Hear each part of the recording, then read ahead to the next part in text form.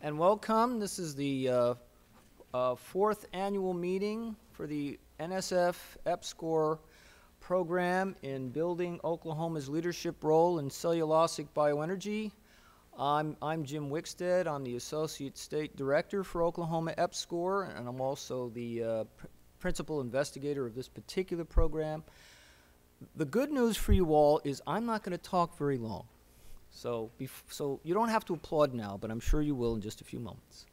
I do have a very important announcement to make, and I just did it myself, so I can lead it. I can actually be an example of what we might call leadership.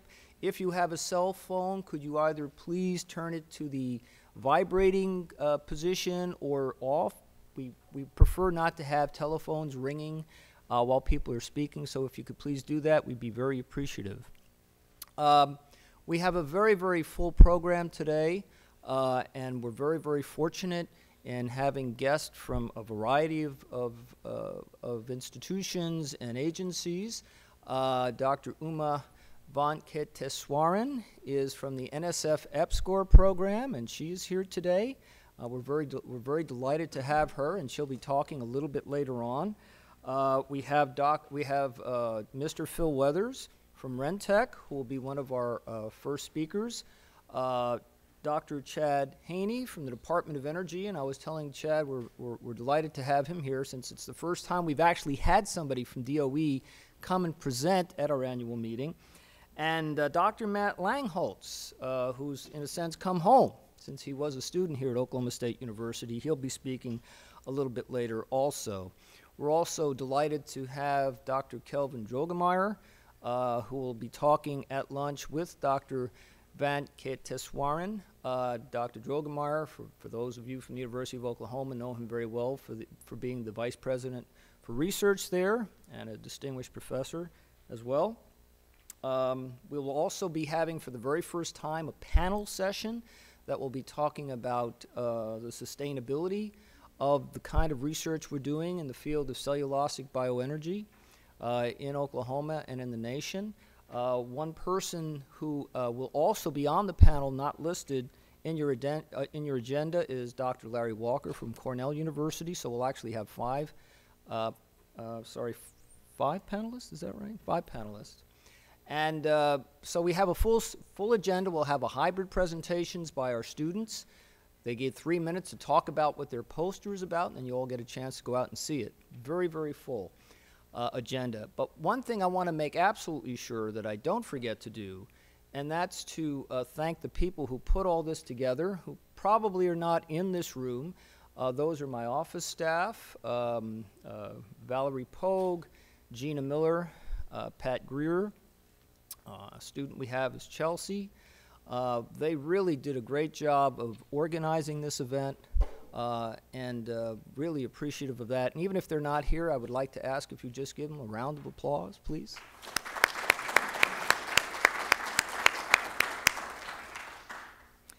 And it is also my pleasure to introduce our State Director, Dr. Jerry Malayer.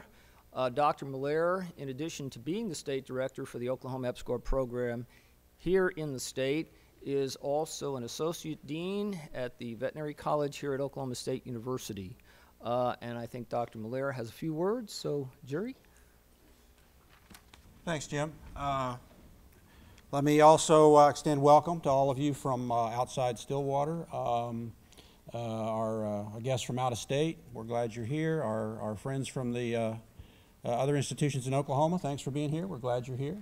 It's a great day that's planned. Unfortunately, for me, I don't get to stay. I have to go do other things. Today I'm going to Weatherford to the undergraduate research fair there at Southwestern Oklahoma State University, which should be a great event. See some of the exciting work that undergraduates in our state are doing. One of the, I think, great strengths of our regional programs as well as the research universities here in Oklahoma is the involvement of undergraduates in research, and it bodes well for our future that we have so many bright young folks interested in these areas.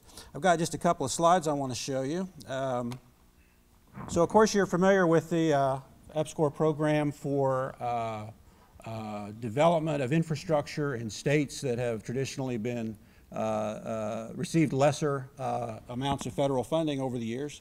Those states in the darker color are the current list, plus Missouri, which is about to come on board. So there are now more than 30 jurisdictions eligible for the NSF EPSCoR program, more than half the states, and therefore more than half the Senate.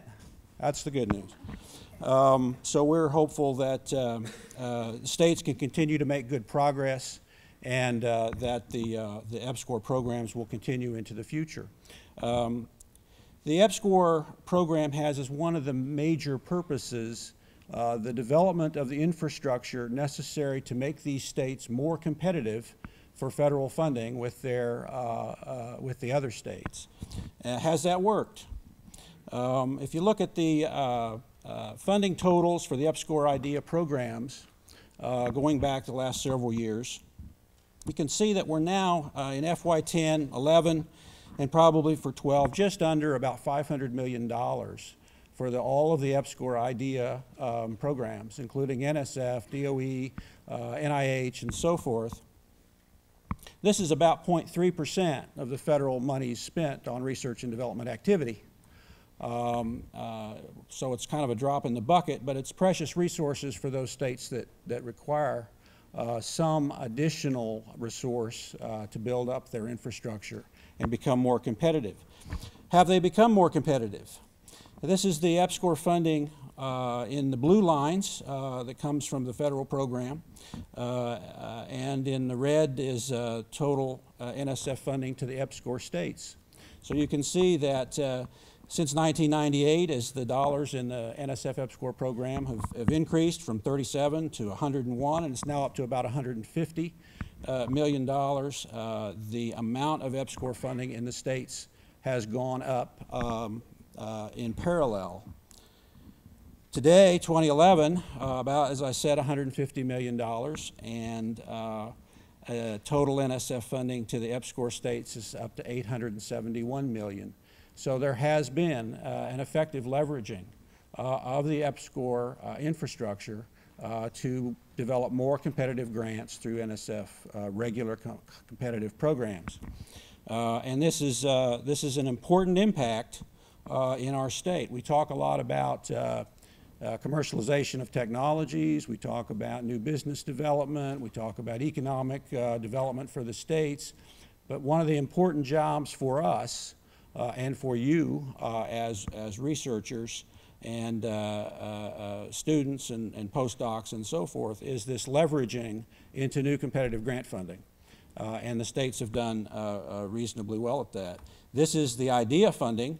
Again, in the blue lines, the IDEA funding from the National Institutes of Health to the states, and you can see in the red bars the amount of funding that the EPSCoR states or the IDEA states have been able to leverage that into. So significant improvement in the competitive position of these states. Now, at the same time, of course, New York and Massachusetts and California have also increased their competitive position. So it's a race where we have to move at a faster pace than the leading states in order to really have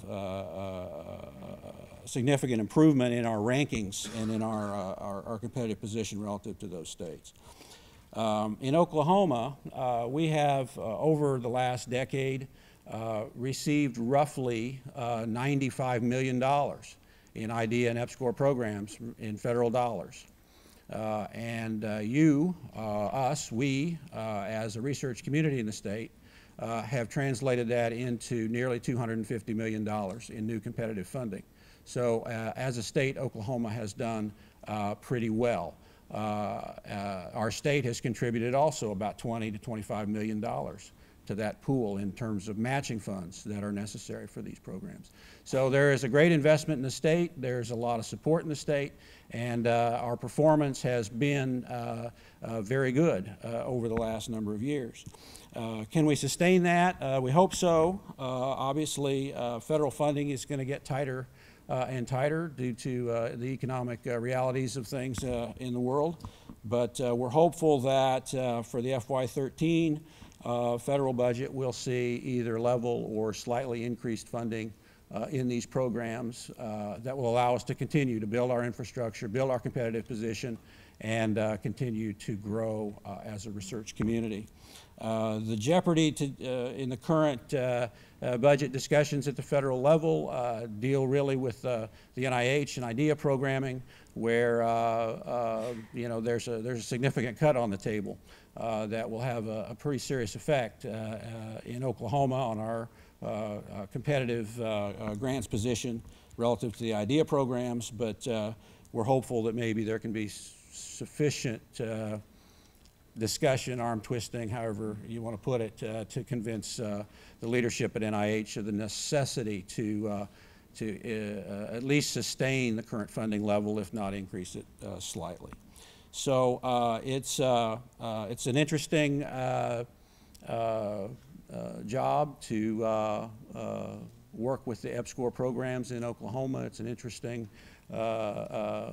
world to deal with our relationships with the federal and state governments, and overall I think we're doing pretty well. Of course, there's always room for improvement, and the message that I want to leave you with as job one is to sustain the level of competitive grant funding that we're able to leverage these programs into, and as the research community, that's really our job, is to show that impact year after year and continue to leverage these funds into competitive programs to improve the position of the state, of the universities, and of course yourselves along the way in your careers. So it's a pleasure to be with you and welcome you here, and I'm sure you're going to have a great day, and with that I'll turn it back over to Dr. Wicksted for the next part of the program. So thanks very much.